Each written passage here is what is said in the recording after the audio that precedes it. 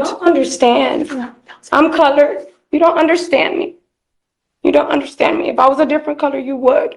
Bond hearings may look routine, but trust me, this one's about to spiral. What starts as paperwork and procedure quickly turns into a courtroom roller coaster. I'm here on Miss Gil. She's set for a bond today, and so She in custody? she is. Yes, Your Honor. And she has one pending felony, but she's out. She's out on a bond for that one already. She just has no bond set in this case. I see bond sets. I see the FSGI is at 1,000. Yeah. Okay. It must have just gotten set. I don't know.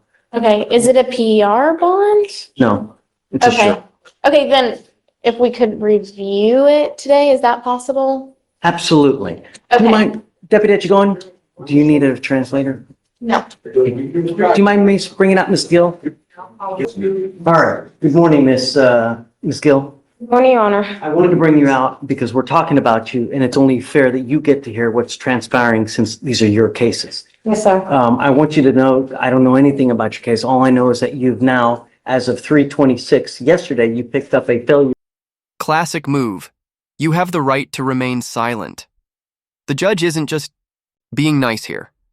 This is a survival tip for defendants. Anything you blurt out now can and will be used against you later. To stop and give information. What happened? Oh, well, hold on. You have the right to remain silent. Anything you say can or will be used against you. Okay. On March 25th, 2025, officers were dispatched to 15357 Wallaceville Road in Harris County, Texas, regarding an FSGI call. Upon arrival, the officer spoke with the complainant, who stated that she followed the defendant after the defendant's vehicle hit her twice and failed to stop and give information. The complainant stated that she was driving southbound on the East Sam Houston Parkway, and the defendant failed to drive in her lane and sideswiped her, causing the vehicle damage to the right side panel of the defendant's vehicle.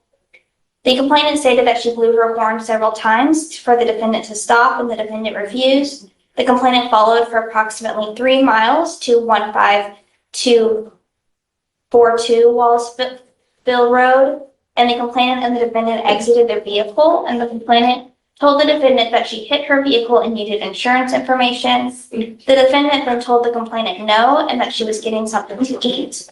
The defendant went inside the business, exited, and then entered her vehicle and attempted to drive away. The complainant blew her horn several times to get the defendant to stop and told her the police were coming, but the defendant ignored the complainant. The defendant then began to put her vehicle in reverse and proceed backwards, hitting the complainant's vehicle a second time. The So complainant, are you telling me that now it was intentional? the complainant moved her vehicle to avoid being hit and followed the defendant. The complainant flagged the police down to identify the defendant as the person who struck the vehicle. The estimated damage. 256, defendant says she didn't stop because she was hungry and colored. Did she just say she refused to stop because she was hungry and then added race into the mix? That's not just shocking. It's the kind of moment that flips a legal hearing into pure courtroom drama. From the complainant was around $4,000, and the defendant stated she didn't stop because she was hungry and colored. And what? Colored. Color. Yes, Your Honor. Can you look up to see if she has a valid Texas driver license? Yes. Ms. Gill, I'm going to find that there is sufficient probable cause to go forward with your case. Not only are you on a felony probation for assault of a peace officer, not only are you on felony probation for injury to a child under 15, but you pick up, after both of those, an evading arrest in a motor vehicle, and now an FSGI. I am taking away your privilege to drive. You will now be signing an affidavit with me today, promising me you're not going to drive. I don't give a rat's behind what your excuse is. If I find that you drive in violation of this affidavit, I will have a contempt. I can have a contempt hearing. I can have a contempt. After.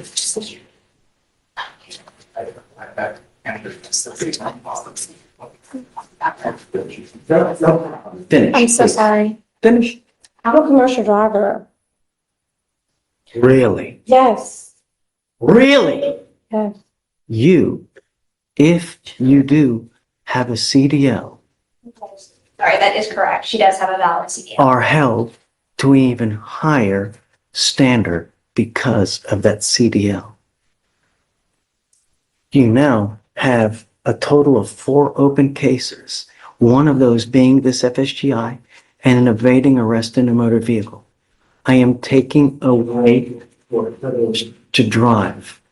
If I find that you do, I can have a contempt hearing. You can be facing an additional 6 months in jail and a $500 fine.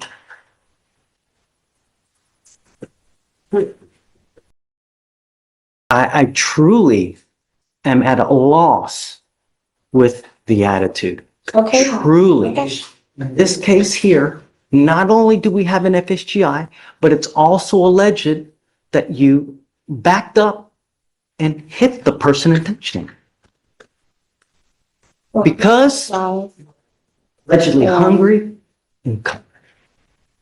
So now, this is an affidavit, and I hope that you take it seriously. Because if you don't, there will truly be disastrous consequences.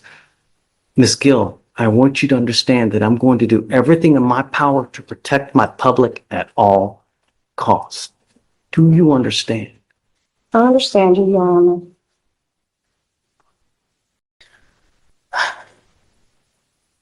May I make argument for a PR bond, Your Honor? She's made a bond in the felony already. And even with the affidavit to not drive, I expressed to her that that was a possibility of a bond condition. I've spoken with her. She has family members who can help her get to and from court. She's a single mother of 2 children. She has lived at this address here in Houston for the past 5 years. She lives with her mother. She lives with her younger brother. She has lived in Harris County her entire life. And she has, in these felonies, she's actually applied to be put in mental health court because during this incident and the felonies, she was unmedicated and she has a history of mental health diagnoses. And so as a client of the Harris County Public Defender's Office, we have every intention of getting her treatment for those mental health issues. But she's already made a bond in the felony, and she is willing to abide by any condition that this court will impose on her. It's down to the difference between $0 and $100. And So I appreciate your argument. She's technically, you are right on bond. My feeling is that these felony courts probably do not know that she has now picked up this case yet. So I don't know what, if anything, they're going to do when they do discover this. I find, Ms. Goucher, right? Is that what, Ms. Goucher? I really appreciate your argument going to bat for her, but I think with her demeanor, her attitude, her reckless and wanton action on the road, is that you are. This is the breaking point. When a judge says, "You're a danger to the public," and bumps bond from $1,000 to $5,000, it's not personal, it's protection. And here's the takeaway. In the eyes of the court, reckless actions on the road can erase sympathy faster than any backstory. A danger to the public, and your bond is now set at 1,000, and I'm going to raise it to 5 because I think that you really are a danger to the public, and your attitude shows us and tells me that, hey, I'm going to do what I want to do, and that's it. And that's always, I mean, really, don't say anything. how many people died this weekend on the road because of the reckless and wanton actions?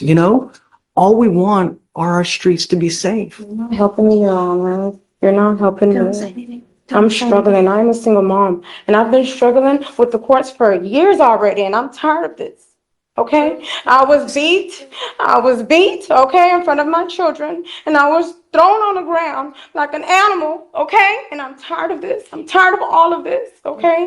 In front of my children. My children have trauma, okay?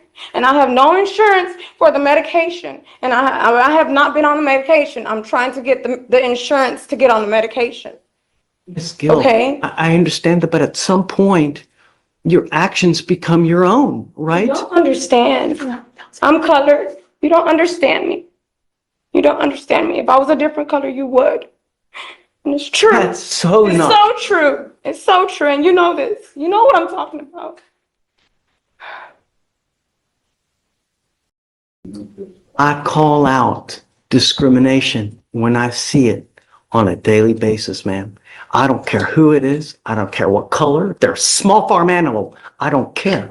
I call it when I see it. The only thing, because I don't know them. The way I get to know them is paper. And they tell me what happens in the case. And from what I see here and what has transpired here within the last 10 minutes. Really? Officer Harris did not read me my rights. Well, I will let They've been mishandling me like this for years already, okay? I have the right to tell you this. And I'm telling you, she did not read me my rights. She just shoved me behind the officer car. I did not get a voice to speak out anything. Yes. She just brought me to jail. You guys speak about that. I'll tell you, look, here's what I'm gonna do. I'm gonna leave your bond at $1,000 now. All right? I'm not gonna raise it to 5, but I can't continue to give you a PR bond. Terminated from employment too. Listen, Okay. do not drive. That's the only thing I'm asking you to do. I'm a commercial driver. Don't pick up a new Yes, case. sir. Yes, sir. And just, all right. Come on. Justin.